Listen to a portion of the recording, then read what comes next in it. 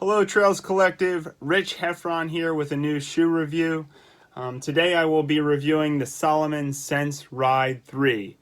This came out in March of this past year, right when everything was starting to go crazy. I've been running in this for 4 months now, enjoying it so far. So what do we have here? This shoe has been a mainstay in Salomon's kind of trail line for the last 4 years. As the 3 indicates, this is the third version of the shoe so far. It's going to be kind of your all-around type of trail shoe. Hi guys, I actually use a lot of shoes during the year, some for racing, some for climbing, some for skiing, but the ones that are more time in my feet are probably these ones, the Sense Ride.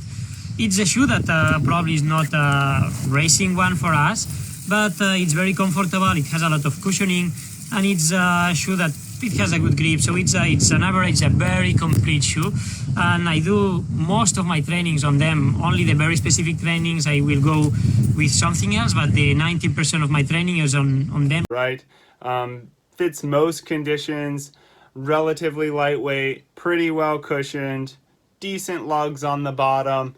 No extremes here, but so it makes it a pretty versatile shoe. As for the weight, in the women's size 8, this is 8.3 ounces, and in the men's 9, it comes in just under 10 ounces at 9.9. It's got a standard drop, 8 millimeters, 27 millimeters in the back, 19 millimeters in the front, so kind of a mid-stack height, not your beefy Hoka or something like the Ultra Duo, but also not completely stripped down like an S-Lab Sense 6 or something like that. The fit for me, true to size. I typically wear 9 in a Salomon. I'm wearing 9 in this. It feels good. In the past, I've worn 9s in Salomons, 9s in Ultras, 9 in Hoka. Sometimes I'll size up a half size for Nike, Adidas, New Balance. So I would go with your, if you've worn Salomons before, go with kind of the size that's worked for you in the past. Personally, I have a slightly lower arch. I have a pretty neutral strike when I'm running, so this shoe has worked well for me so far. I prefer softer, lighter shoes in most cases, and with this being just under 10 ounces, it just fits the bill. It's slightly on the heavier side of what I would like, but no problems. If you are a bigger runner, if you're looking for more shoes, something for 100 miles, this might not do the trick, but for most people, I think this would work well. So what am I thinking? Just a quick overview. Really versatile shoe. I kind of think of it as like a Goldilocks type of things.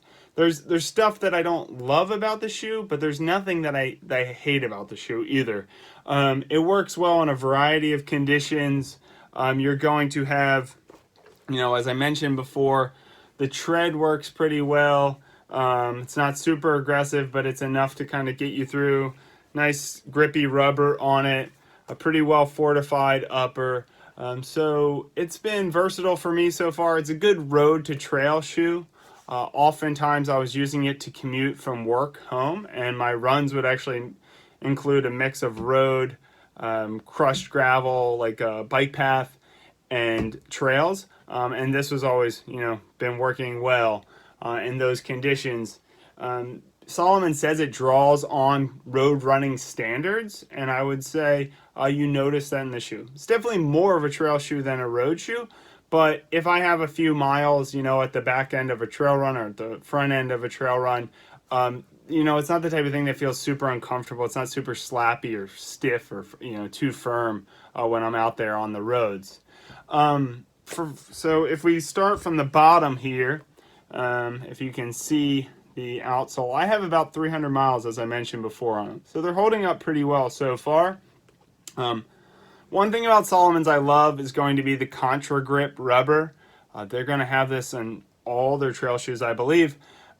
Just super grippy rubber. Great material for being in central New York, where we deal with a lot of rocks and roots.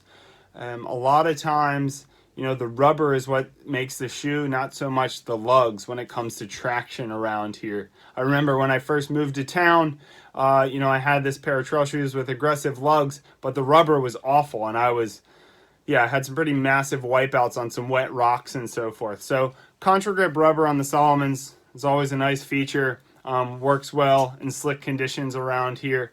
4mm lugs, if you can see them, so not aggressive at all. Kind of just what you need to provide some traction. If it's a super muddy day, if it's really, snow and so forth, it's not going to give you that type of grip that you might want in a Salomon Speed Cross, La Sportiva Mutant, the Innovate Mud Claw, that type of thing. That's not what you're getting here. You're kind of going for more of the overall package that works in 90% of your trail conditions. So the traction, not bad, not super aggressive. What else about the bottom so far? It has like slight slits you can see here. So it gives it a little bit more flex to the shoe. But it's still, it's a trail shoe. I wouldn't say it's neither stiff nor super flexible for a trail shoe. But that does help a little bit with the flexion on the outsole there. As for the midsole, Salomon has been using a new cushioning here called OptiVibe. So it uses their old Vibe cushioning with this new Opti material, slightly softer, maybe a little bit more responsive than the Vibe material.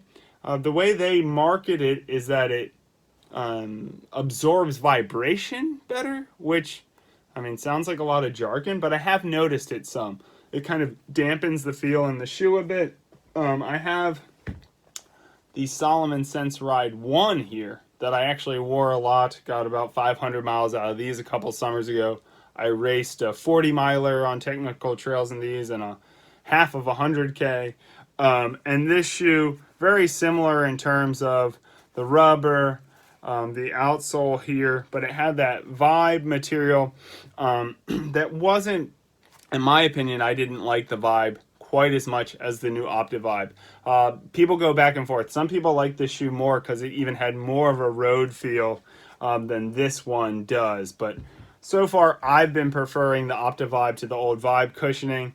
The rock plate, pretty typical for Salomon. It has this Pro Feel film that you can't see here that does the job. I don't personally like a really firm rock plate unless I'm like running through a boulder field.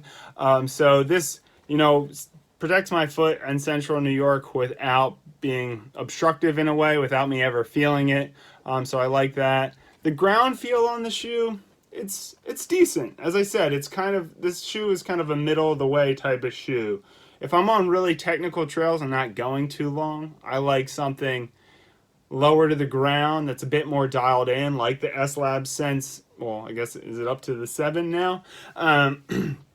But for your general trail run, you can feel the ground. You don't feel that kind of risk I've had sometimes in Hoka's, where I'm like disconnected from the ground and it seems a little bit risky, that not having that proprioception on the trail. But at the same time, you're not going to have a great ground feel in this with the stack height at 27 millimeters. But so far, it's working well.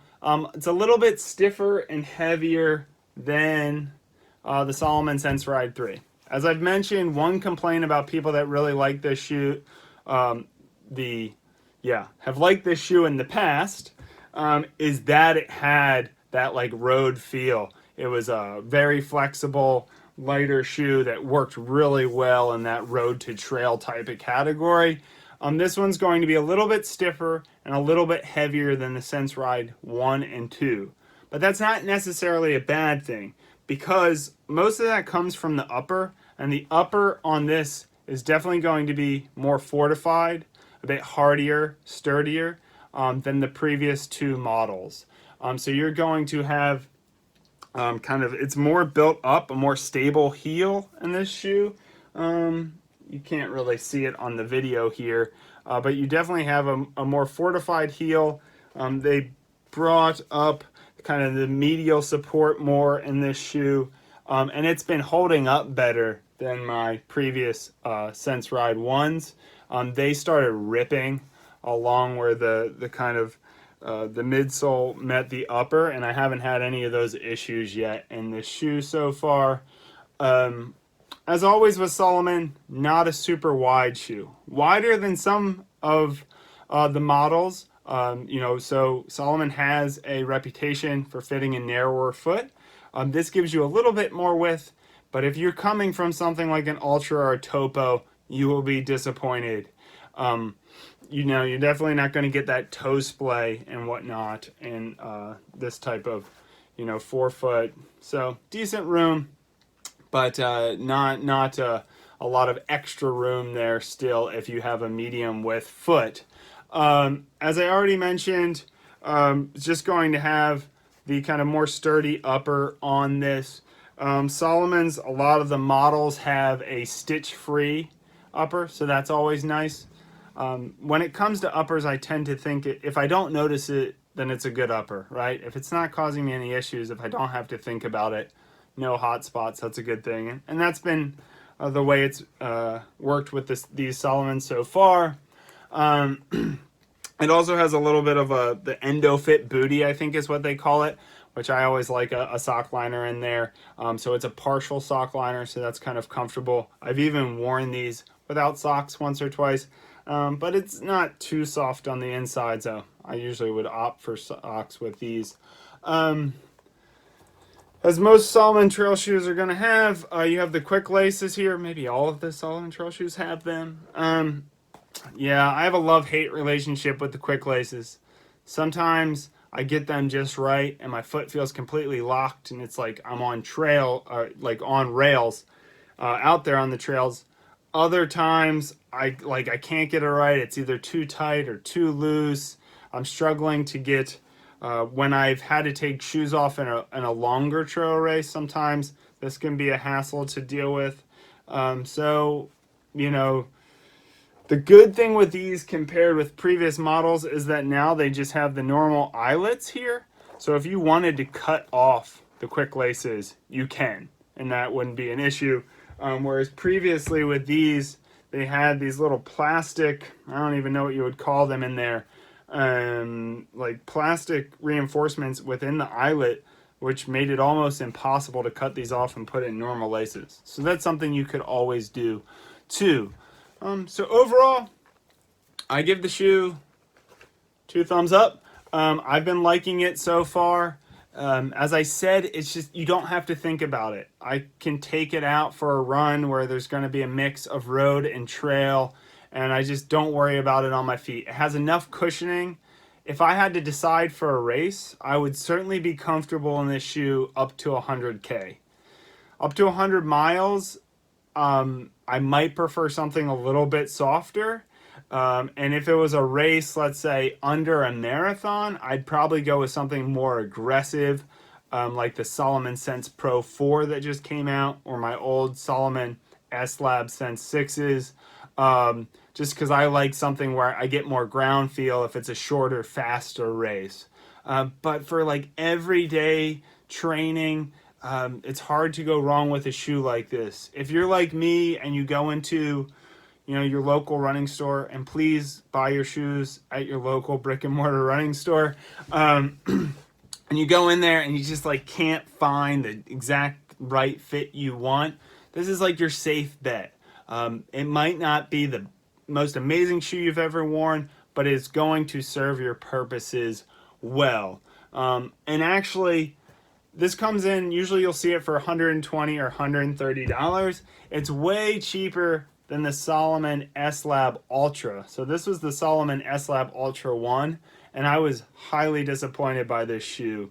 Much more built up upper, which I understand it was, being made for, up to 100-mile races. But the cushioning on it was much firmer. The upper was borderline uncomfortable. I was having trouble with the toe bumper and rubbing against the ends of my toes. I mean, I don't even know what the purpose of these wings were on this, but mainly they just got in the way and were obnoxious. And this is a shoe that's $180. Damn! So for $120 or $130, I would definitely go with the Salomon Sense Ride 3. They do have a new version of the Salomon S-Lab Ultra, so I don't know if they've made positive improvements to that. But so far, so good. I've been really content with this shoe so far. one thing I've noted in other reviews I've seen out there is some people just prefer going with the Salomon Sense Pro 4. It's kind of like a mixture of the old S-Lab Sense, 1 through 6, and the Salomon Sense Pro. And so people have been opting for that instead. It's just going, it has the Optivibe cushioning, but it has a little bit lighter, less built up upper. It's a little bit lower stack height on it and slightly more aggressive lugs, I think. So that could be another shoe if you like Salomon's and are looking for an option that you might want to consider, particularly if you're looking at it for racing. But so far, so good. 2 thumbs up on this one. I'd probably give it a solid 8.5 to 9 out of 10. So hopefully that's helped. I've included my written review below. That will give you some more details about the technology in the shoe and so forth. And until next time, stay healthy out there, Trails Collective, and hopefully I see you at a race sometime in the future.